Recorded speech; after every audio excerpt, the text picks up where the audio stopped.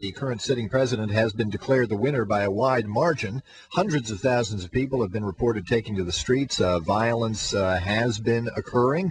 There have been stories of students being hauled away from Tehran University, computers being smashed, computer servers being disabled to forestall much news getting out of this country. It is being tweeted extensively, though.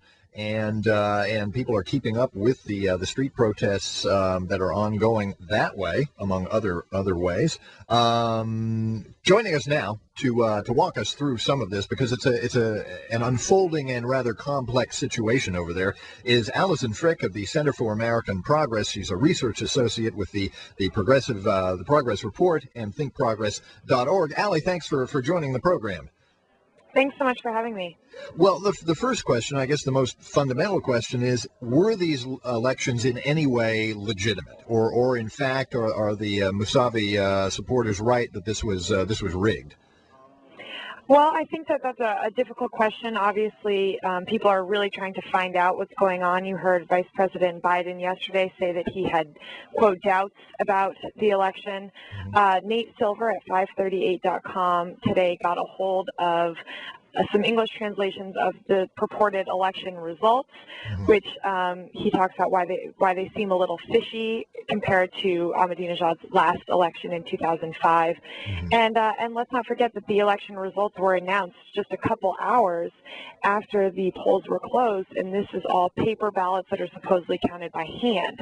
So the idea that they could have counted millions and millions of ballots in a few hours and could have announced the winner so early does seem suspect. That said, it's really difficult for us to have any clear idea of exactly what happened. Obviously, even internally in Iran, there's no transparency, let alone transparency with the outside world.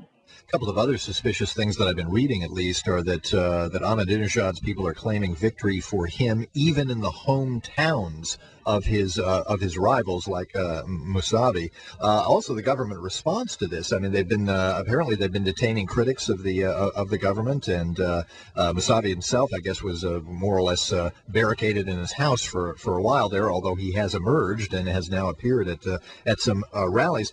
We also have Ayatollah, the Supreme Leader Ayatollah Ali Khamenei, apparently calling for an investigation of the results of the election. Now, is that a legitimate call for a legitimate investigation, or is he just trying to mollify the public, do you think? I think, again, that's hard to know. It's really interesting that he did backtrack really only in a matter of days to call for an investigation. That does seem to admit that there at least is some right to be suspicious of the results. But that said, he was one of the earliest to congratulate Ahmadinejad for his victory just hours after it was announced. And usually the Supreme Leader's word is the final word. So the idea that the Supreme Leader could allow some real, open, transparent investigation that might overturn what the Supreme Leader himself had decreed seems unlikely. But I guess, there's always hope. You never know.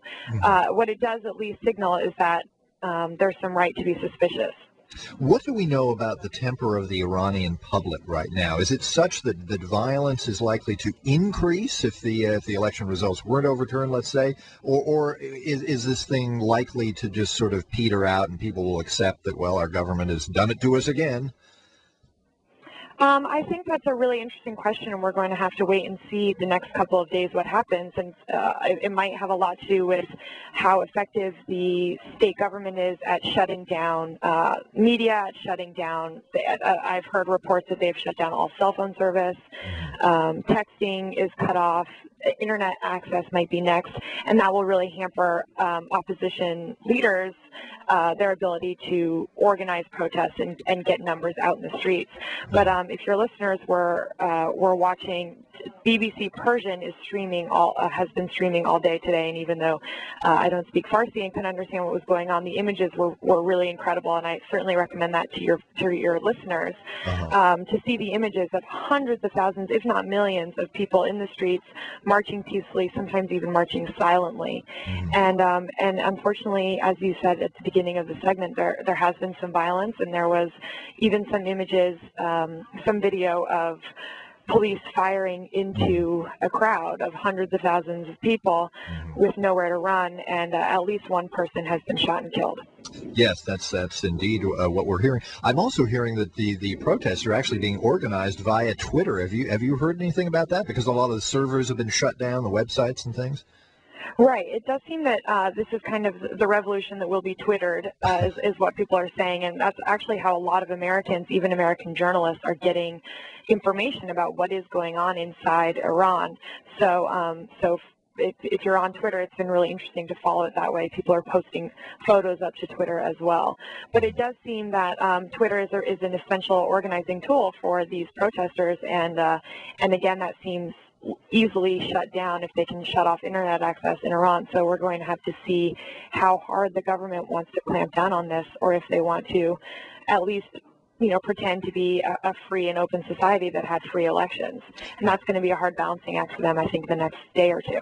Yes, well, you would think, and you have to wonder as well, as as a practical matter, all these people are out in the streets, but is it really going to do any good? As I said, as a practical matter, is there anything that Ahmadinejad's opponents can actually do to change the outcome? Ali, if you can hang on for through a break, I'd love to continue the conversation by asking you about our response, America's response to this, and whether there really can be one. So if you'll just hang on, we're talking with Allison Frick of the Center for American Progress, the Iranian elections, the very contentious Iranian elections. It's the Ron Reagan Show.